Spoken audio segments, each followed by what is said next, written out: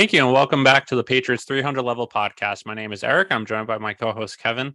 Welcome back for our 54th episode this week after our month and a half long hiatus.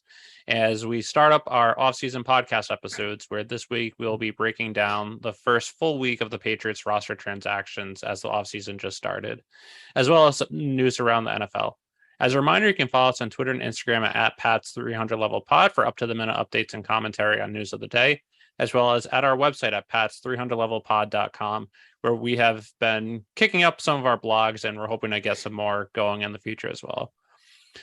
So as we mentioned, one of our last few podcasts, as well as in some of our blogs and on Twitter, some of the biggest positions of need for the Patriots this offseason were wide receiver, cornerback, offensive tackle, free safety if Devin McCourty retired, and linebacker. Those were pretty much our five biggest needs. Kevin, what are your thoughts so far about a week into the offseason? So a week into the offseason, I think the biggest thing I need to preach, and something we tweeted out a couple times, I mentioned in a couple of the blog posts I had, especially the latest one about Jacoby Myers, is that it's only a week into the offseason. It's not like we're at OTAs or minicamp or anything like that where most of the team is already constructed.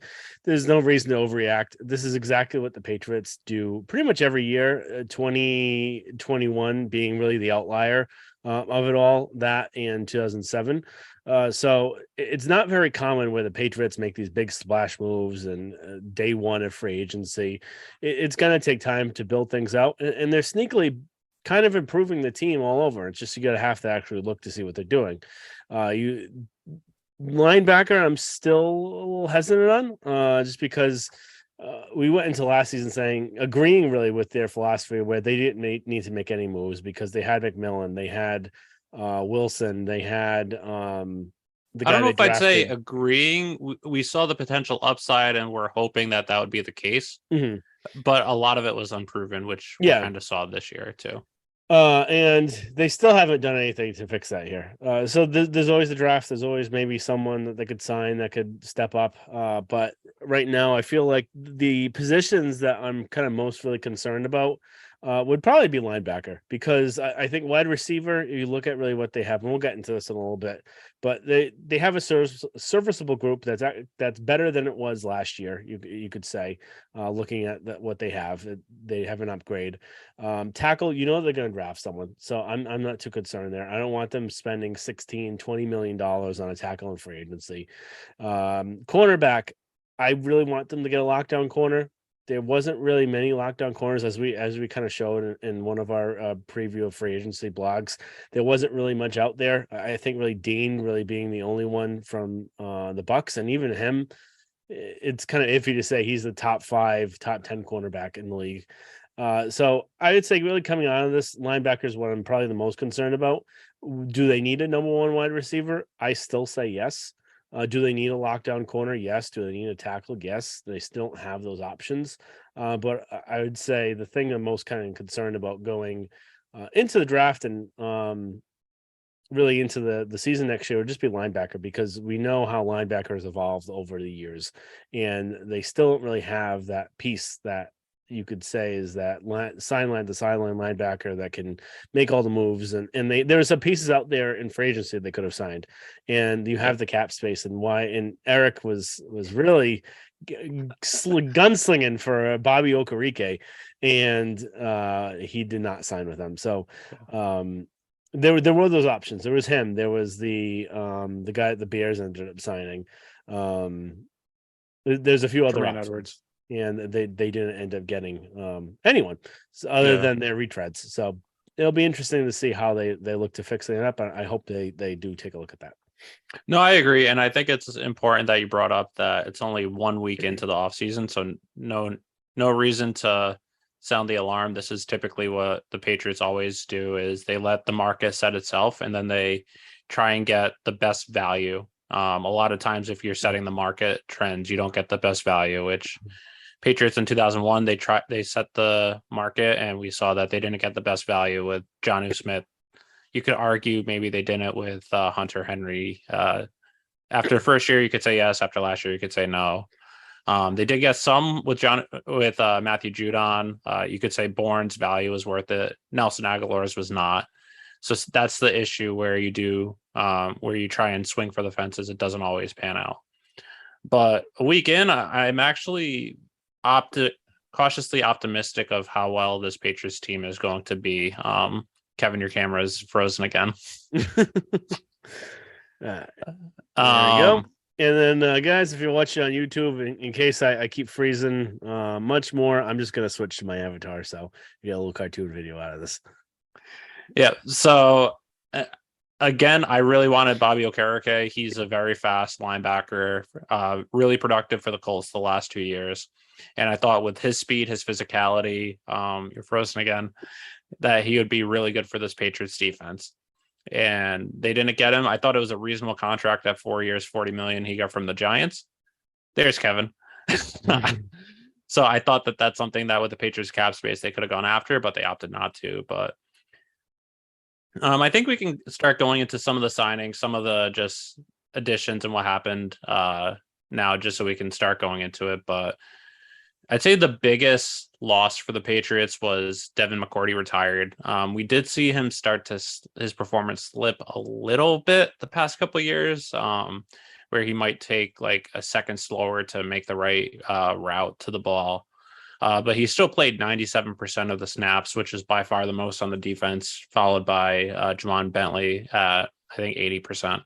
So he was playing a lot. His football IQ is definitely going to be the biggest loss on this Patriots team. So seeing what they do at free safety is going to be one thing I'm actually intrigued about how they're going to go about doing that. I know a lot of people have mentioned some free agent names that are available to try and replace him. McCourty was saying using Phillips, Duggar, and Peppers as just using all three, they'll be fine without him. And that might, even though they might have not all played the deep safety, you don't know who's going to be playing where, which will add to some intrigue to this defense as well. So we'll see with that. But other losses, though, Damian Harris, running back, signed with the Bills, which I don't think his loss is going to be big for the Patriots. I just don't like that he signed with the Bills because his style of running is what the Bills offense has been missing. The last few years, they needed a running back that can run between the tackles, can get you some chunk yards. And that's something he can do if he's on the field. That's a big if. Yeah, that is a big if. I saw someone tweeted out after he signed with the Bills, someone tweeted out saying Damian Harris, questionable thigh. Which is pretty much what he was last year. They released Jalen Mills, which is a little bit of a surprise considering he wasn't on a huge contract. It did save them about $5 million in cap space, but the last 2 seasons he's missed their biggest games.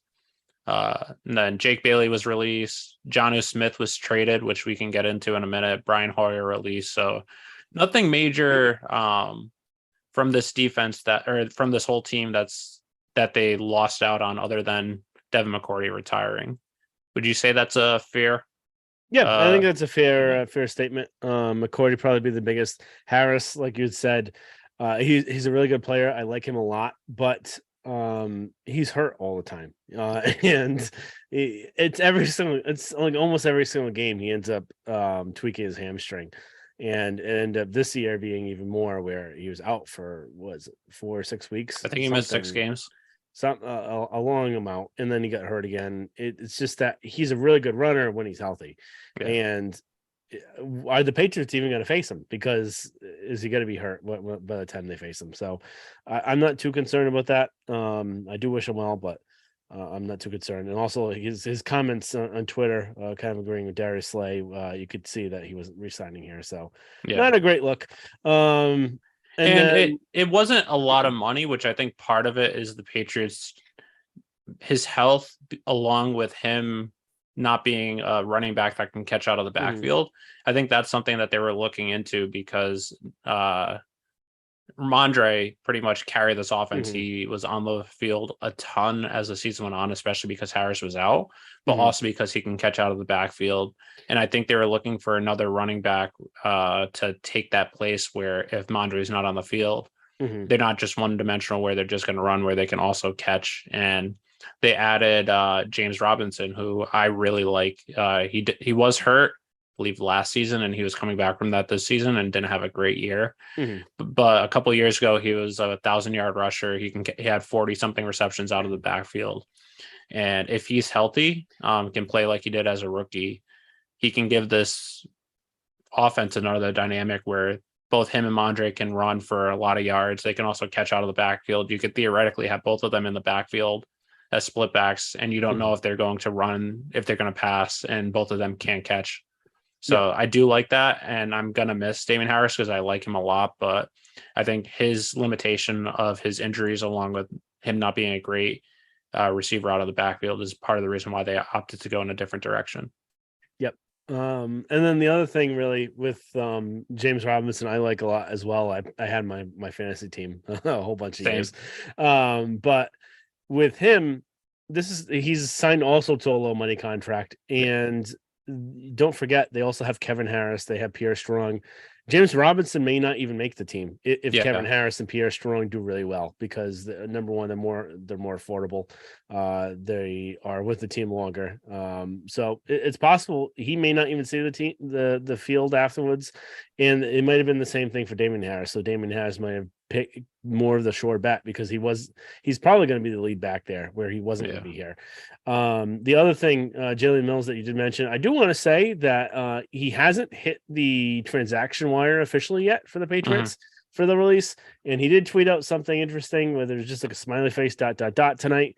We are recording on, what is today, Tuesday night, the 21st. So who knows what that means? It's one of three things, maybe. Maybe he's signing with the Eagles when his cut actually goes official. He could be restructured his contract and actually staying with the Patriots. That could be an option.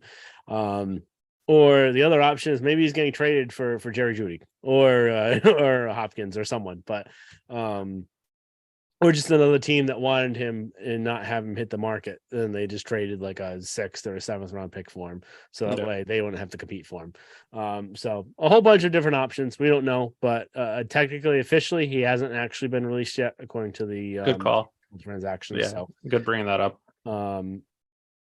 We have to see what happens, but likely he's not going to be back with the team. My guess would be.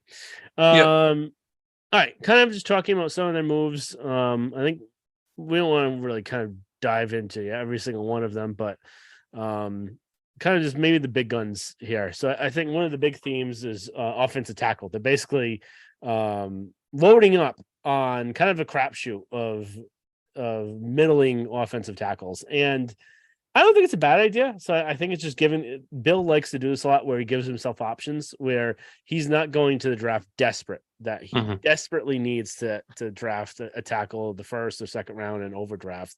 So right now he technically can line up. He's got a whole bunch of options to really pick from, and one of them is probably going to hit.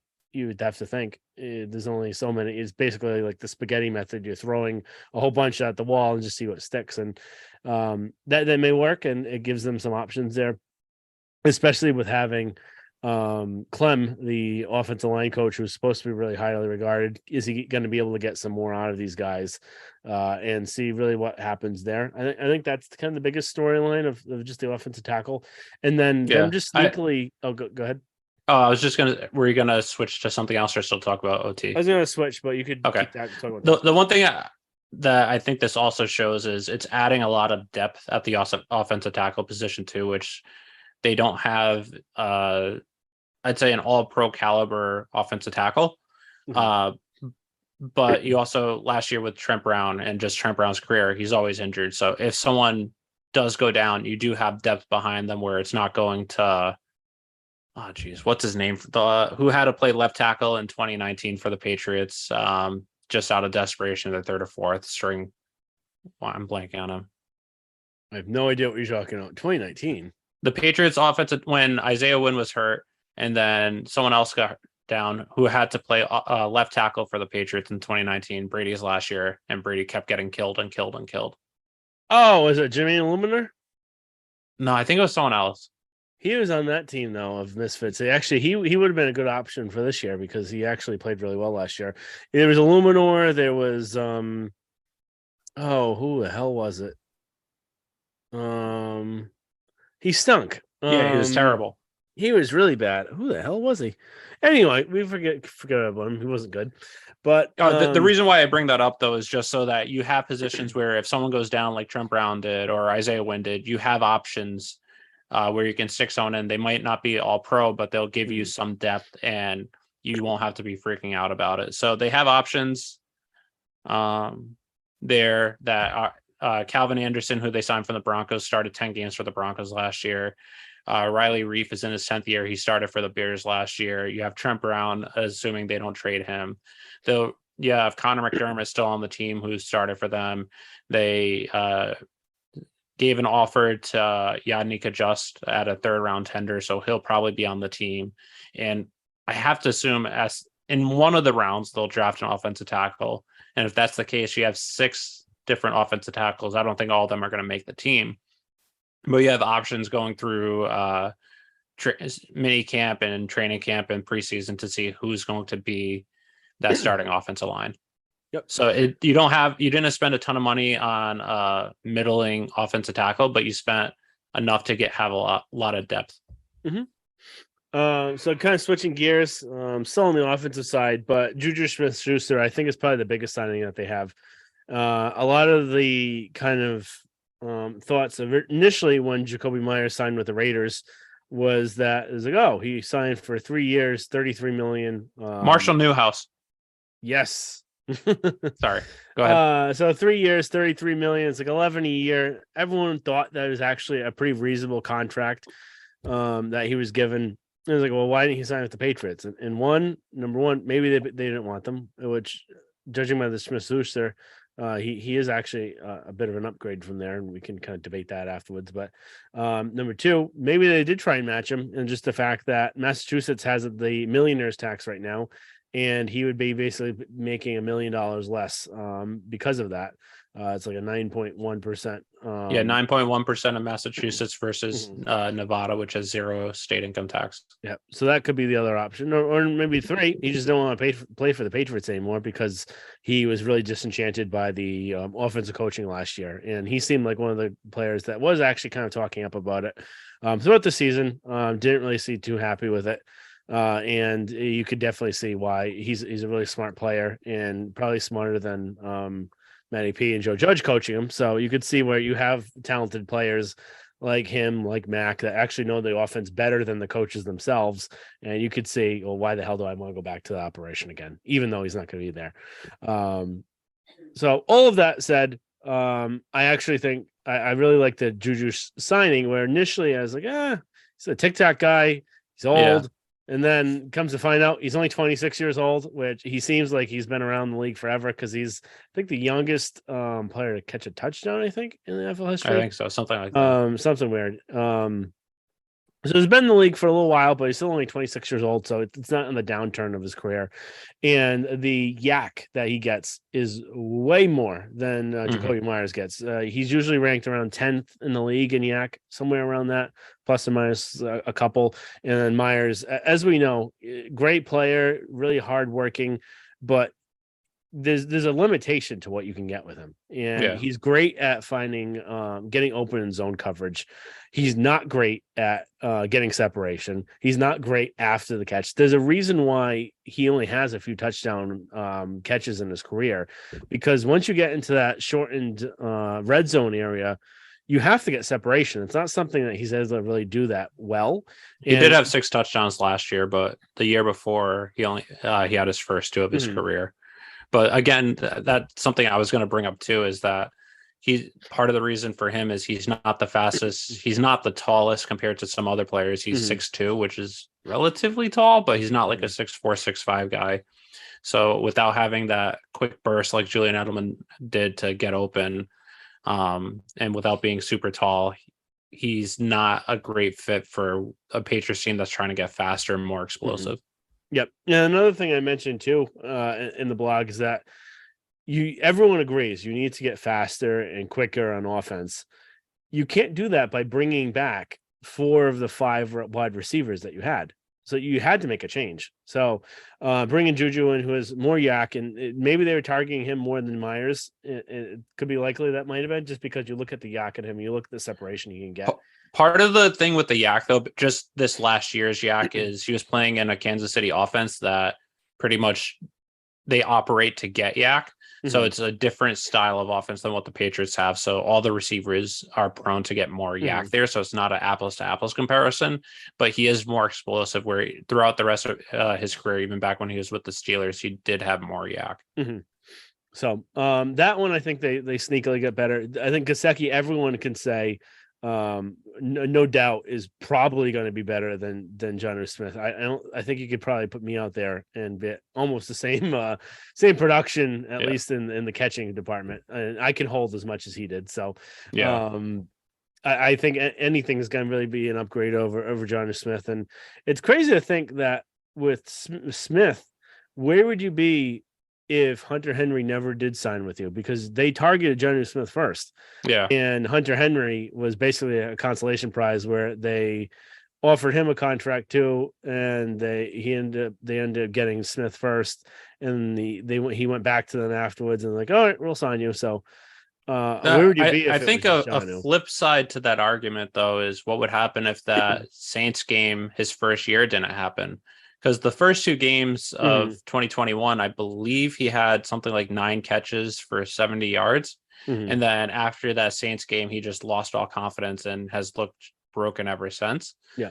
So I wonder if what it would be like if it wasn't like that. But I think it's fair to say, even if he didn't have that game, he might have just still ended up having the same production regardless. Yeah. Okay.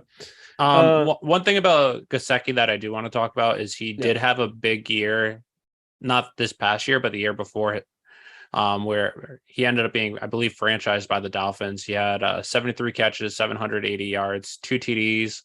But the 2 previous years, he had 6 touchdowns and then 5 touchdowns. He's 6'6". He's not a blocker, which is part of the reason why he didn't really thrive in Miami this past year, but based on McDaniel running the Shanahan type system. So he's more of a big slot receiver than he is a traditional Patriots tight end.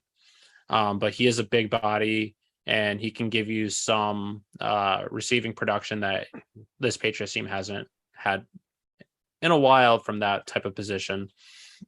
Just thinking back to when Bill O'Brien was the Patriots offensive coordinator, you had Gronk and you had Aaron Hernandez. And I'm not saying Gesicki's anything as productive as Aaron Hernandez was or as fast, as elusive, but Aaron Hernandez wasn't really a blocker, even though he was a tight end. And you might be able to run different mismatches against the defense by having both Gesicki and Hunter Henry on the field, along with some of the other production or some of the other players you have on offense as well. So just something to keep in mind. Even though he wasn't as productive last year too, only 32 catches and 360 yards, he still did have 5 touchdowns and gives the Patriots another red zone present, another player that can be productive in the red zone, which outside of Hunter Henry in 2021, they haven't really had much production in the red zone since Gronk. Yep. Yeah, I think I'm really excited to kind of see how he fits in here, especially with Billy O, and that's really the next point that we're going to get to, where I think, and you had mentioned this before, their biggest offseason acquisition would have to be Bill O'Brien, and then also why am I blanking on his name when I just mentioned Adrian Clem.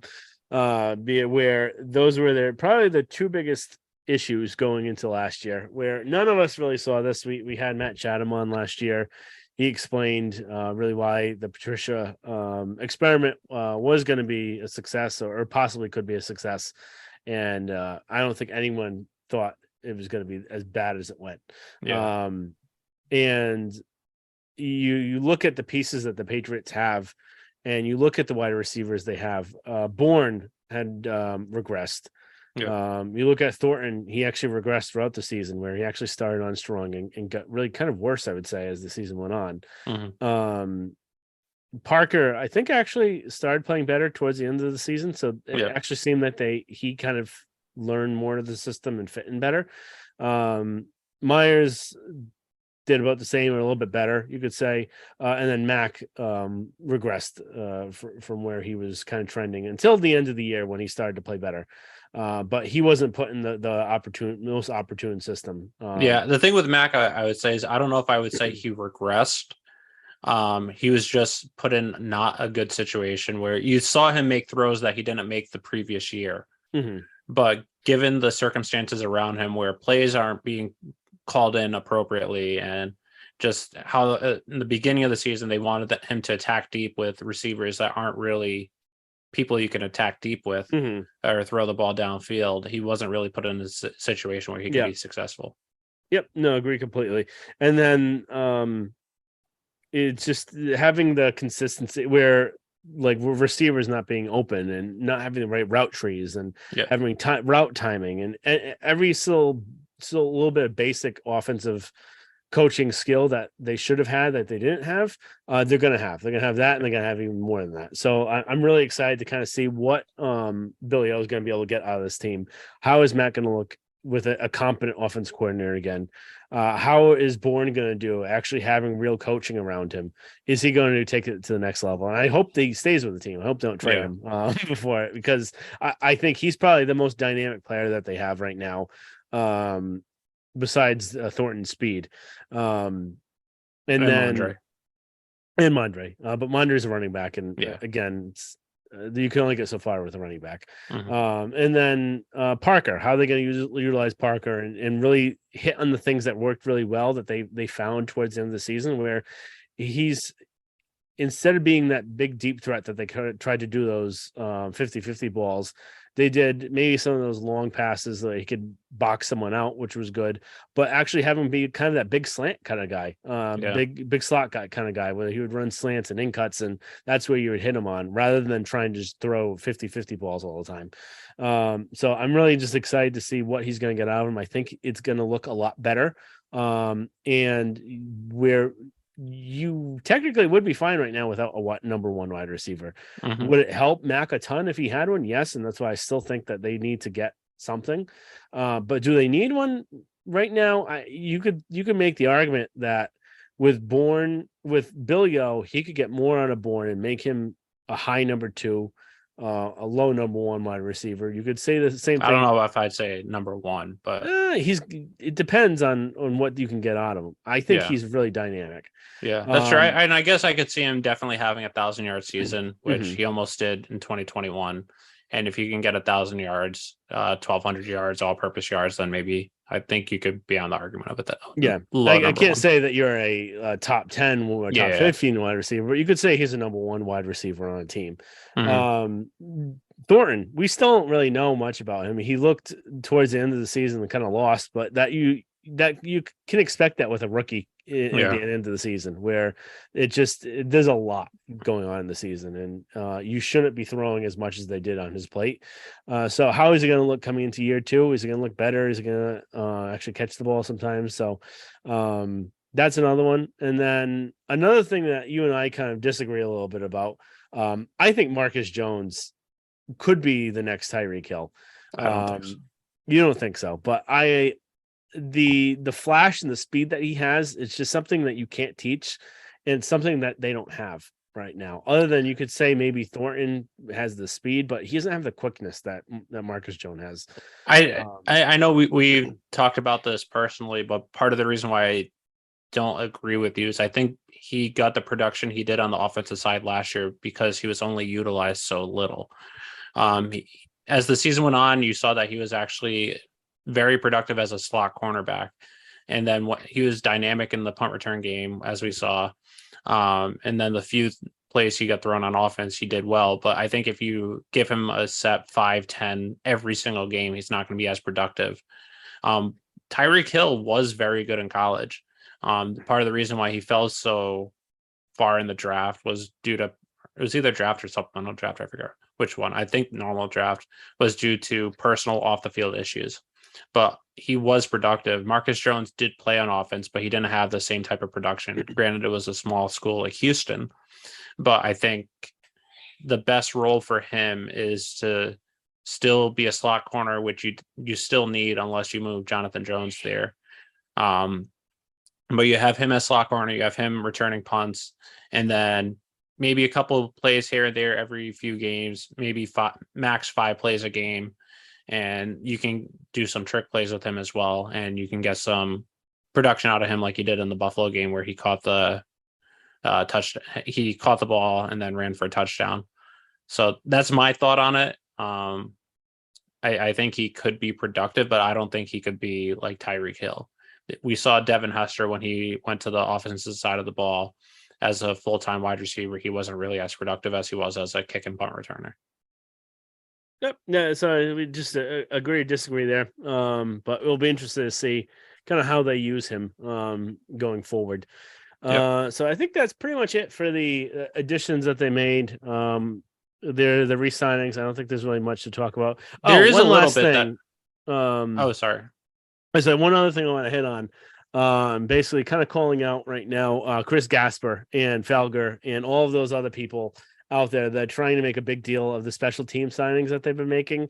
If you actually look at the contracts and you actually see the money that they're spending on these players, it's nothing absurd that they're actually spending. It's a small fraction of the cap. Joe Cardona is making the veteran minimum for his service time. So it's A little more than veteran minimum, but cap space is veteran minimum. okay. According to Pat Miguel from Pat's Cap. Yeah. So it's not like they're overspending by a shit ton here. And it's just something that the Gaspers of the world, the Felgers of the world, are just trying to troll the Patriots. And we know the Boston Globe, they try and hit the Patriots whenever they can because they hate the Red Sox. Or they hate the Patriots because they own the Red Sox. Yeah. I'm getting sick of it. I think Gasper is a Petrid puke, and I don't want to hear from him again. And I'm just really disappointed. And the thing with the special teams too is usually the Patriots have one of the best special teams in football. 2021 they didn't have it good, and then this year, outside of Nick Folks field goal kicking and Marcus Jones kick returning, they were pretty much atrocious. And you could argue they cost them at least making the playoffs, possibly worse. They gave up 3 kick returns for touchdowns, one in the Vikings game, which if they didn't allow that, they either win or it's much closer and they have a chance to win. They allow 2 versus the Bills. You lose to the Bills by 13. So you get rid of those 2. You might win that game against the Bills and get into the playoffs. I believe they had 2 punts blocked, if I'm not mistaken, or that might have been the year before. You have terrible punting, both with Jake Bailey and then Michael Pilardi. It's just, it was absolutely pathetic. So it makes sense why they're trying to get better on the special teams, where they signed Chris Board, who many people say, including Belichick, is one of the best special teams players in football. They re-signed Cody Davis. They re-signed Matthew Slater. They re-signed Joe Cardona. They re-signed Mac Wilson, who played a lot on special teams last year, even though he wasn't playing on defense, which I think re-signing him is partially due to his potential on defense, but also the production he did have on special teams. So without us knowing who their punter is, and that could be a different story since they don't have one on the roster, outside of that specific position, their Patriots special teams has gotten much, much better than it was last year. Yep, agree completely. All right. Anything else you want to hit on? I just want to hit on just some of the re-signings, which is part of the reason why I think this is a very sneaky good off season for the Patriots so far. Is they didn't really let any key players leave outside of Damian Harris, which we both could argue that it's not really not necessarily a big loss. But they re-signed Jonathan Jones, who is their number 1 cornerback, and he's excelled as a slot cornerback. He was pretty good as an outside cornerback last year, outside of the game versus the first Stephon Diggs game. But he was good against the Dolphins and Tyreek Hill. He was good against pretty much. He wasn't good against Justin Jefferson, but he wasn't bad either. It was just Justin Jefferson was so good that it's kind of tough to he was put in a bad spot. But he was a key contributor to this defense. He's had a lot of years on this defense and knows it inside and out. You bring back Matthew Slater, Cody Davis, Joe Cardona, as key special teams contributors. You bring back Jabril Peppers, who, as the season went on, got better and better as he learned the system, as he came back from his injury from last year. And I'm just really interested to see how he performs this season. Another full off season under his belt, a full season under his belt in the system, and seeing him mix with Adrian Phillips and Kyle Duggar in the secondary is going to be, I think, is going to be something really special. And then Danny Aquale and Carl Davis both have been very productive since they come to the Patriots as defensive tackles. You bring them back and they add another element to this defensive line, which front seven is, or in the pass game at least, is one of their strengths on defense. So bringing them back, and then Mac Wilson, Raekwon McMillan, they both provide depth at the linebacker position. We saw that they both had a lot of snaps in the beginning of the season, and then they kind of phased out of defense as the season went on. But if you have them into another offseason under their belt, I think they see potential in them that if they can harness that potential, they could be productive, similar to how Tavai last year was very productive as the season went on, even though he wasn't the year before. So I think they're bringing back a lot of key contributors with some upside without losing any key positions or anyone key on this team outside of Devin McCourty, who retired. Yep. All right. Moving on. News around the NFL real quick. I actually have one quick thing. I want to see what your thoughts are on this. I just thought of it a couple days ago. I don't know how realistic it is, but just considering contract and everything, what do you think the likelihood is of a surprise Josh Uche trade? He's coming into the last year of his deal. He had, I believe, 12 sacks last year. I think the thing that would hurt the Patriots is you lose that production, but also since he's only had half a season of production outside of, say, Chandler Jones, who they traded for, I believe, a second round pick, which they turned into third and fourth. Chandler Jones was productive his entire time, whereas Uche was only productive half a season out of 3. I think if he had more production and could have gotten a higher pick, I would say they would trade him. But with kind of how Bill kind of raved on him the end of last year, and you kind of look at the history, Trey Flowers, they let leave. I think he's going to be the same situation where they let him walk. They're not going to pay him, obviously, because they don't pay pass rushers. Judon being really the exception to the rule.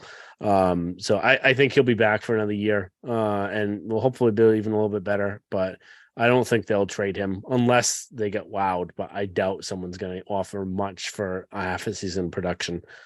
That's what I thought too, but it just popped in my head where he's entering a contract year. They're not going to pay him because they also have to pay Duggar and Awenyo. So he's probably going at the end of the year. So what's the likelihood they try and recoup something for him? All right. Moving on quickly. News around the NFL. Not too much to talk about, but there's a couple big moves. First one and foremost being my favorite one. Something I predicted for I don't know when. Maybe it was October. October. I don't think Carr was sucking too much then. I'd say end of November. Yeah, maybe end of November when it was really the possibility.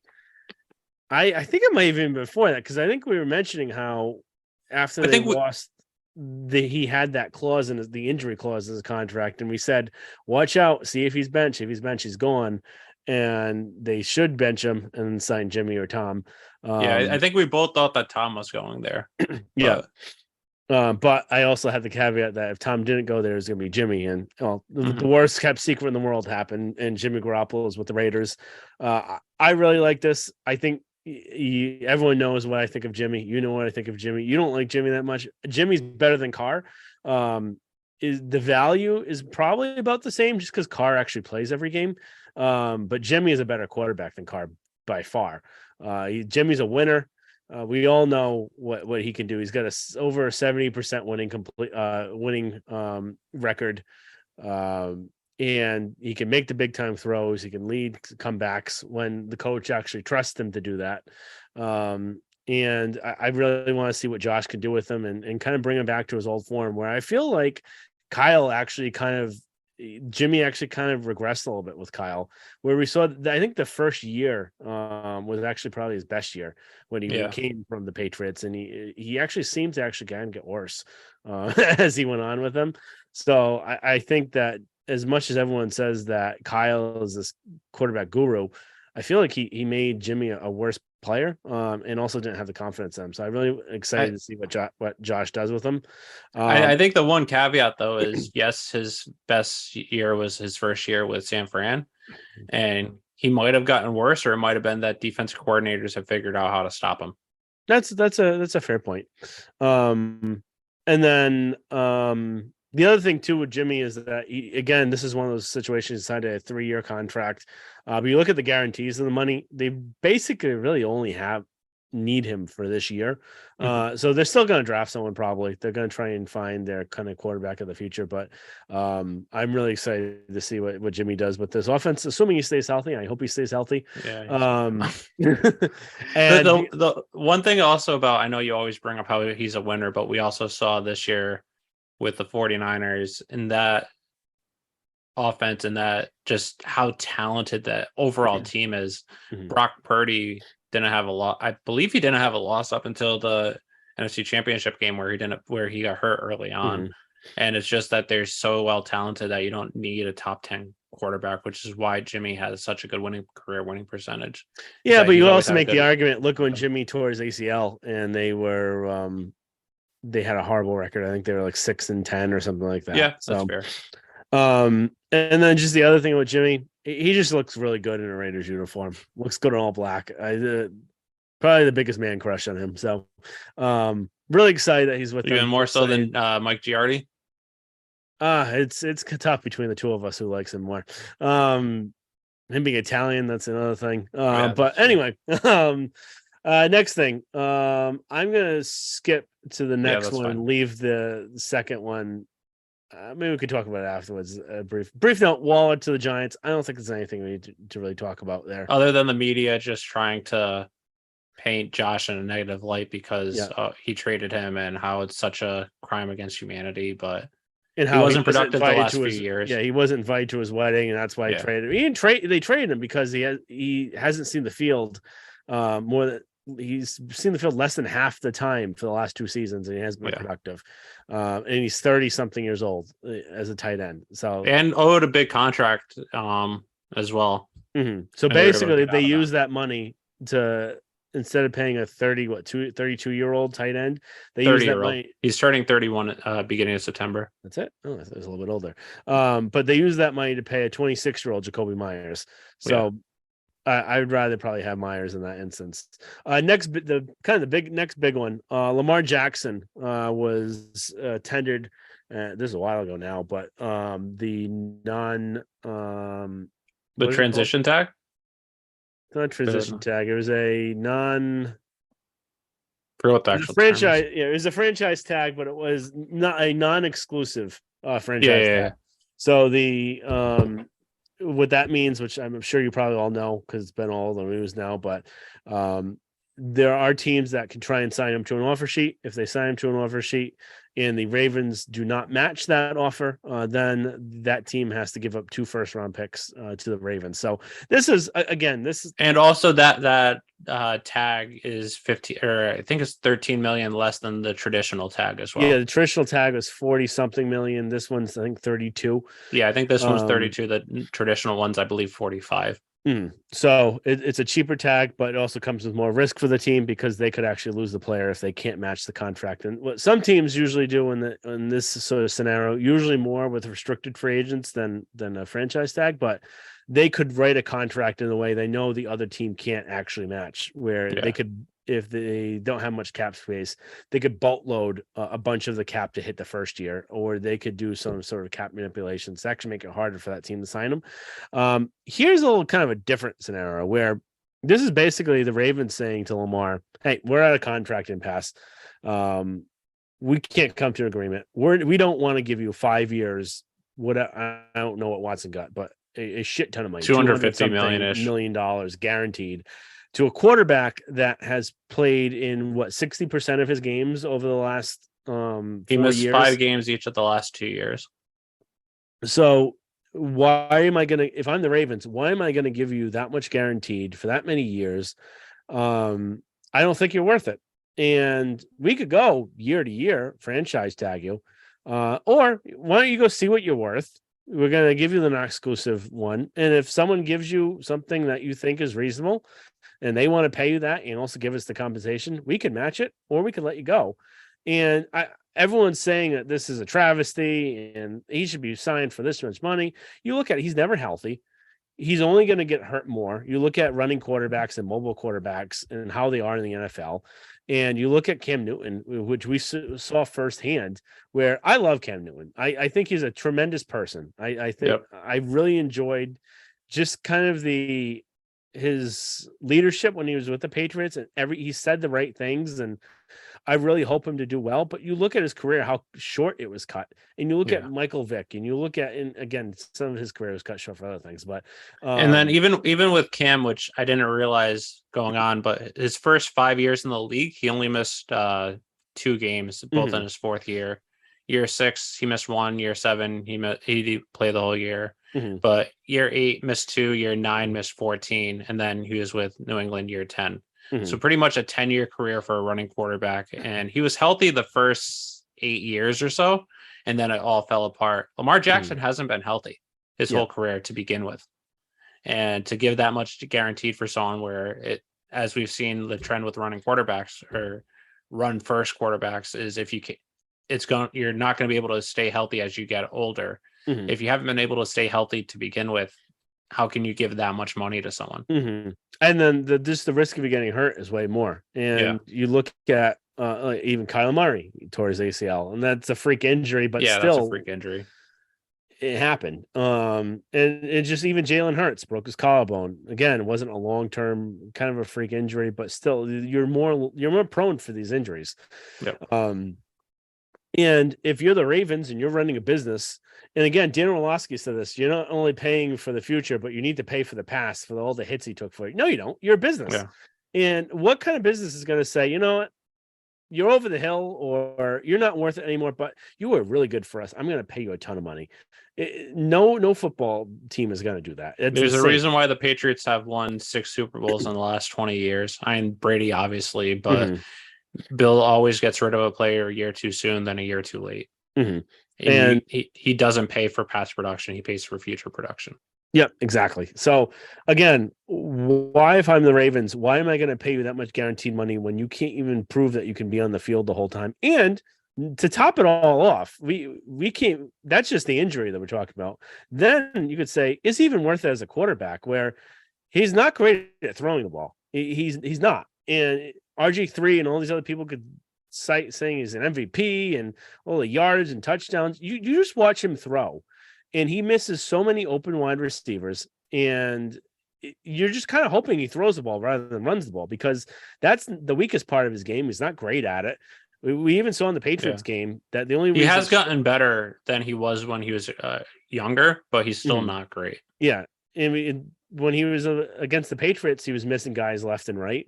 And then there was a game where I needed him to hit just one touchdown. He missed 3 wide open touchdowns where no one was covering the guy. He just overthrew it because he couldn't hit the pass. So again, why am I paying that much money to a guy that, number one, isn't a great quarterback overall? So when his legs do give out on him, he can't rely on his arm. He can't rely on his accuracy. So the difference between him and Patrick Mahomes, or him and Josh Allen, probably Mahomes more so, because I think Allen, you could see some of it is relying upon his legs, but they can be in the pocket and pass and throw and have somewhat accuracy, and Lamar can't do that. So again, I think the Ravens are doing the right thing. I think Lamar is also at a really disadvantage for trying to represent himself, where all these conversations where the team is telling him this, they would be telling the agent. So this is the same reason why players don't like to go to arbitration in Major League Baseball, because the team tells you every single thing that they don't like about you, because they need to get the contract lower. And this is basically what the Ravens are probably saying too. And he's getting offended. They can't get offended. That's why you have the agent there. So the agent's there to protect you from the team and you from yourself from making a really bad decision. And the agent can say, listen, he was offered back in the fall 3 years, $133 million fully guaranteed. So basically what the equivalent of him being franchised 3 years in a row would be, which I also think is kind of an insane deal for the Ravens. The only reason why they would probably want to make that is so that they can spread the cap out and make cap manipulations where if you do franchise them, it's all loaded all in that 1 year. But that deal, you could say, I'm going to bet on myself 3 years from now, I could be making even more money than that. And him just trying to reset the market, it's never going to work. And he's never going to get what he's looking for. There's no team that seems desperate enough to pay for him. And then the other also, thing is, too, he's getting all offended about not getting a contract. No one's going to sign him before the draft because they're going to lose this year's pick. It's more beneficial for them to lose next year's pick because they don't know what that pick is going to be. For all they know, if they add Lamar Jackson, it's going to be a lower pick anyway. It's going to be in the high 20s, low 30s, and it won't be worth as much. So no team is going to try and sign him to an offer sheet until at least that after this draft. Like the Colts, for instance, are a team that it might make sense for them to go at, but they have the number 4 pick. So they're not going to be giving up the number 4 pick to, I think it's number 4 pick. Somewhere around that, yeah. Yeah, to get Lamar Jackson along with a first next year. But I was going to say something, but I lost my train of thought. I just kept. Another thing is a lot of people are comparing it to Deshaun Watson, where Deshaun Watson got $250 million. You gave that out to pedophile molester, and you're saying Lamar Jackson is allegedly isn't worth it. Just because one team gave out a stupid contract doesn't mean other teams should give out stupid contracts. 100%. All right. I think we kind of talked a little more too much. Yep. Last thing, Aaron Rodgers possibly to the Jets. So he came out last Wednesday and said that he made his decision. He wants to play for the New York Jets, and all the Packers have to do is trade him there. And that when he was going into his darkness, he was 90% retired, and he came out of the darkness and he saw the light, and he wanted to play again. And he wanted to play for the New York Jets. So since I talked a shit ton about Lamar, I can let you talk first about Rodgers, then I'll give my input. Yeah, I know he's a 4-time MVP. He was MVP in 2021, which I still think I should have been Brady that year. Brady was better in pretty much all categories of game. But besides the point, Rodgers wasn't as good last year. Even he did lose Devontae Adams, which probably contributed to a little bit. I know some people are freaking out about it. I'm just getting similar vibes of Russell Wilson being traded to the Broncos, where Rodgers is getting older, and I think he's getting closer to the cliff, if there is a cliff. I don't know if he's going to be the same MVP with the Jets that he was with the Packers. The Jets do have a pretty good offense. They have a pretty good team, so that's the one thing that scares me a little bit, but they're still the Jets. And if he puts up numbers like he did in 2021, 2020, then maybe you have an argument that Jets could be one of the better teams in the AFC. I just don't see that happening. Yep. I think we all know, and if anyone didn't know this already going into this offseason, they would have learned it here. Aaron Rodgers is the biggest pain in the ass, narcissistic, egomaniac that's out there. And he claims he's not. He claims he doesn't care about the attention and all this other stuff. But he dragged out this whole thing, and he said he wouldn't do it, and he did. And he just doesn't seem like he's all in. If he's saying the truth, saying he was 90% retired going to the darkness, is there any way that you can fully be 100% into the season where you want to do? Tom Brady last year did retire and then come back. So yeah, but then you also look to see what happened too, where he wasn't.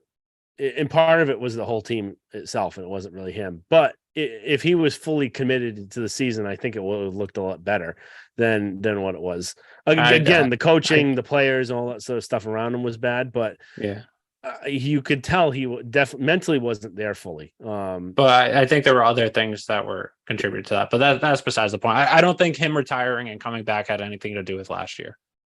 But that's my opinion. Yeah. But when you're not fully into it, and again, this is a new team, so you just gonna have to learn everything. And probably not a new playbook because it's he's been with Hackett, but you need to learn your players. Is he going to go to OTAs where he hasn't gone for the Packers? Brady did do that with the Bucs initially. Is Rodgers actually going to do that? where he wasn't willing to do it with the Packers. What's his level of participation and effort going to be? Is he going to just try and rely on his talent and think I'm the greatest and I can do it and I'll be fine? And I feel like that's what's going to happen. I think it's going to be if I had to bet any money, I don't think it's going to be like Brady going to the Bucks. I think it's going to be more like, or even Favre going to the Jets, where Favre had a really good first year because he was trying to stick it to the Packers. I don't know if I don't think Rodgers. If I had to bet, I don't see it happening with Rodgers. I don't. He's not a winner, and we've seen this for his whole career. He won one Super Bowl, and you could say part of the reason was McCarthy or his coaching, and that's part of it. But he's also not a winner. And there's so many times where he's choked away the opportunity to try and win the game. Yeah. Whether it be an NFC championship game or another playoff game. And he just doesn't. He doesn't make the big kind of winning thing. So it's always been against them. And I think he's just not a winner. He's a loser. I wouldn't want him. And this being the Jets only makes me think that even more because everything wrong happens to them. So sorry if you're a Jets fan listening to this and you've gone through 20, 30 years of misery of everything bad happening where you always think that something's going to be the next thing. You draft Zach Wilson. He's got all the talent in the world, but he doesn't have a head on him. And a whole bunch of other things. I think most people going into the draft knew that, or most rationalized people before pro days knew that was the case with Zach Wilson too. Yeah. But everyone gets enamored with that pro day where he made that one throw that basically made him the number obviously number 2 pick in the NFL draft. So again, this being the Jets, it makes me even more certain that Rodgers is going to flame out and be Russell Wilson.